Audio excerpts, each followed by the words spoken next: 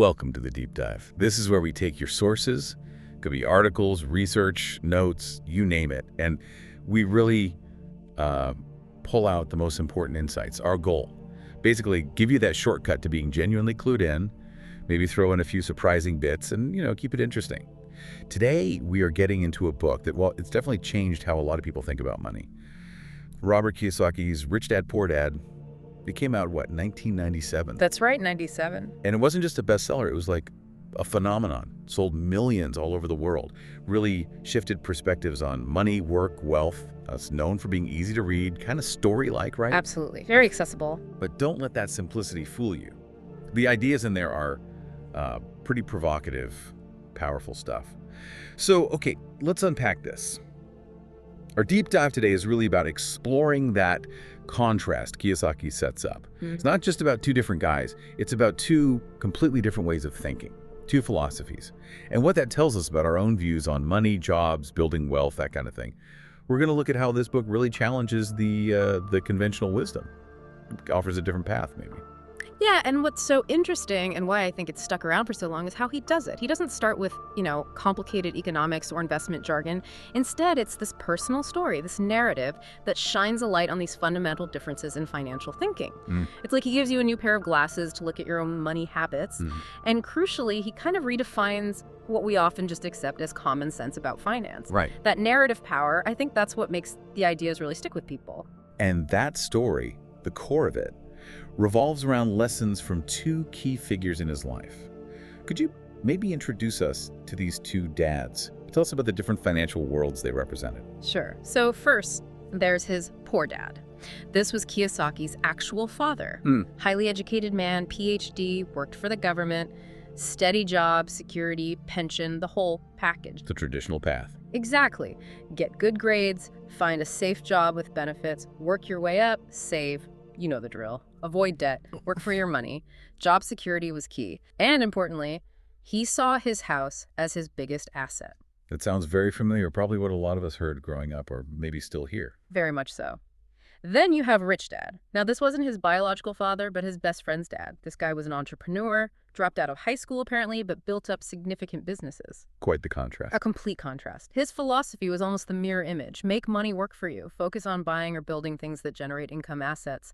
Take calculated risks. Keep learning about money, but outside the usual school system. So these two men, they really stand for, like you said, fundamentally different ways of thinking about money, work, wealth.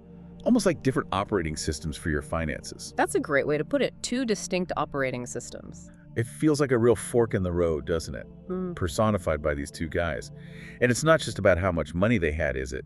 It's about how they thought about it. Its purpose. What do you see as the biggest, philosophical gap between them?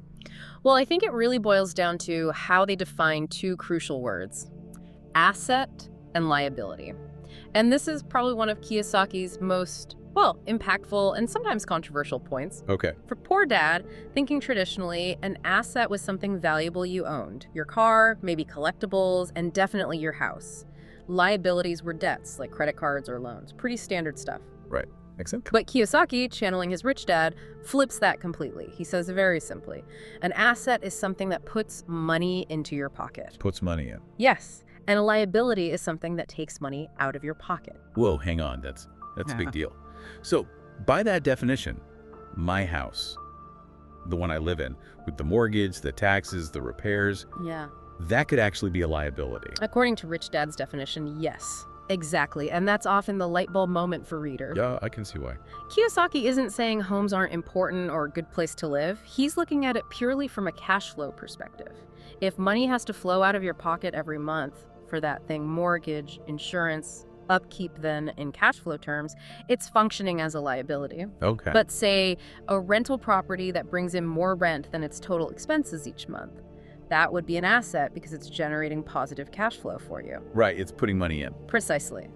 And that redefinition is huge because it changes how you look at everything you might acquire. It pushes you towards focusing on things that generate income, not just things you own that might consume income.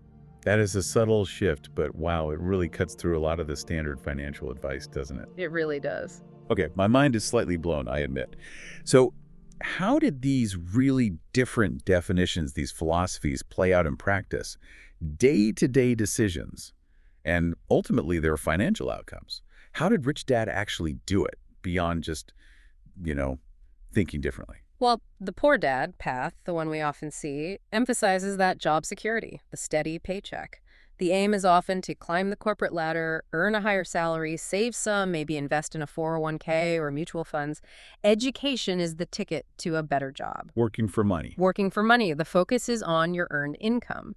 But Kiyosaki argues this can lead to what he calls the rat race. The rat race. Yeah, I've heard that term. Where, you earn more, but then your expenses go up to bigger house, nicer car, so you're still tied to that job, maybe even more tightly. Okay, so what was Rich Dad's alternative? Rich Dad's focus was different. It was about building up what Kiyosaki calls the asset column.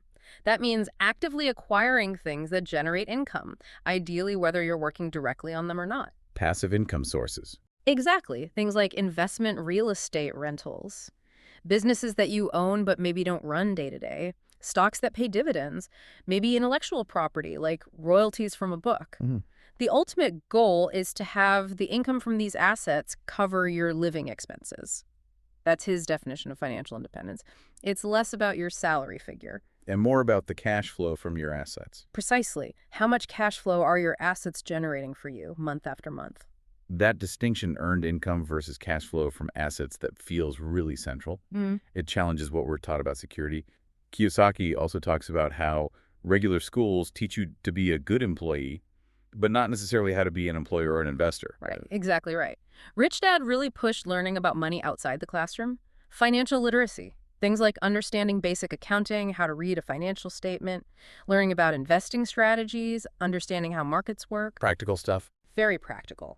Understanding the difference between good debt used to buy an asset that generates income, and bad debt, which buys liabilities or consumables.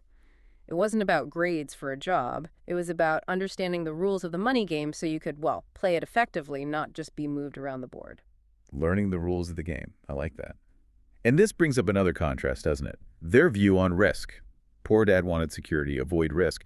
Rich dad seemed okay with it. Yeah. How did he approach risk without just being reckless? Yeah. That's key. Rich Dad taught calculated risk. He understood you usually don't get big rewards without taking some risk, but it wasn't about gambling. His tool for managing risk was financial education. Knowledge reduces risk. In a way, yes. The more you understand an investment or a market or how a business works, the less risky it actually feels to you. Because you can spot the opportunities, you can anticipate the problems better. He saw learning and getting smarter about money as the way to turn uncertainty into opportunity. Poor Dad tended to see risk as just something bad to be avoided entirely, even if that meant missing out. It sounds almost like Rich Dad's view was the biggest risk is playing it too safe.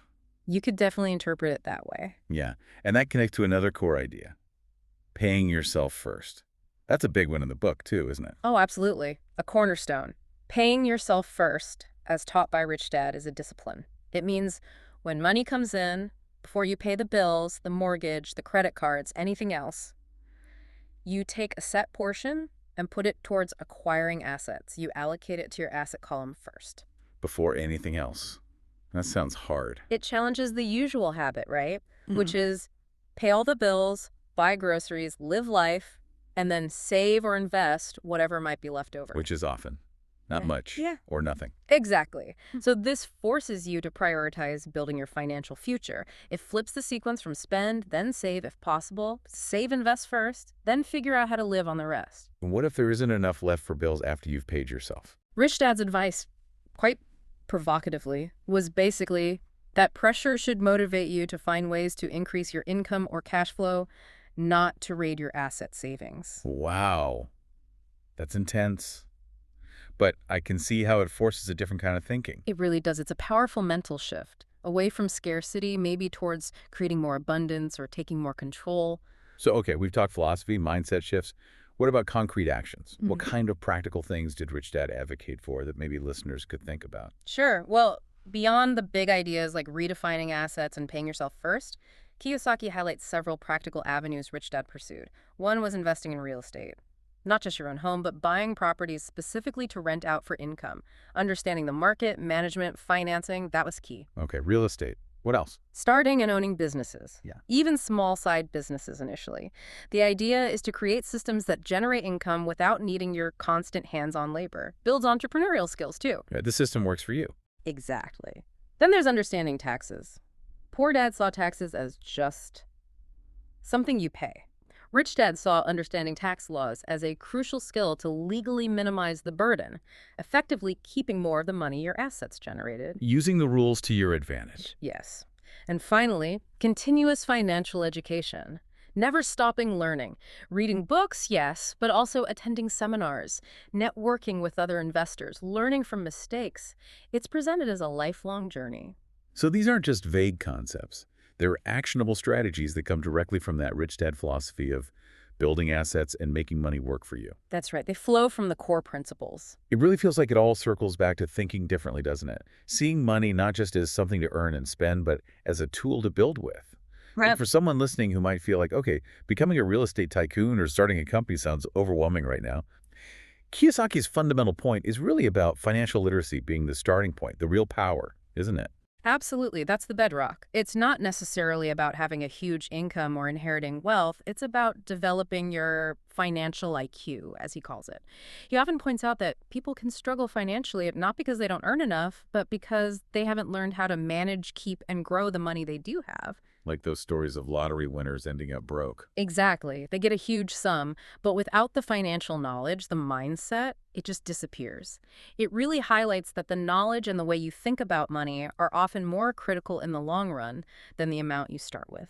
Okay, so let's try and wrap up our deep dive here. We've really dug into the stark contrast Robert Kiyosaki presents in Rich Dad, Poor Dad. That difference in mindset shown through these two father figures is massive. And the book's lasting impact seems to come from its simple story format comparing these very different views on money, jobs, and creating wealth. It's really a foundational piece for understanding not just what to do, but how to think about finance, challenging a lot of assumptions we might hold. Yeah, and that's the key thing to take away, I think. This wasn't just a book report. It's about understanding these underlying perspectives that really do shape our financial lives. Getting a clear, solid grasp of these different viewpoints, why someone might prioritize job security versus asset accumulation, the power of redefining simple words like asset. That knowledge is incredibly useful for navigating your own financial world. It gives you a framework. Right, a framework to analyze your choices, not just drift along. It lets you consciously choose which path, or maybe which blend of paths, makes sense for you. So the final thought for you listening right now, what does all this mean for your journey? As you go about your week, maybe you reflect a little. How much of that poor dad, thinking the focus on security, the traditional path, resonates with you? How much of the rich dad mindset, focusing on assets, cash flow, financial education, feels familiar or maybe intriguing? Are these ideas ingrained in how you think or the advice you've maybe received? And the big question, how could consciously recognizing these two different approaches help you maybe question your own assumptions about work, about wealth, about what financial education really means? Could it open up possibilities you hadn't seriously considered before? It's really an invitation, I think, to look at your own financial philosophy and maybe, just maybe,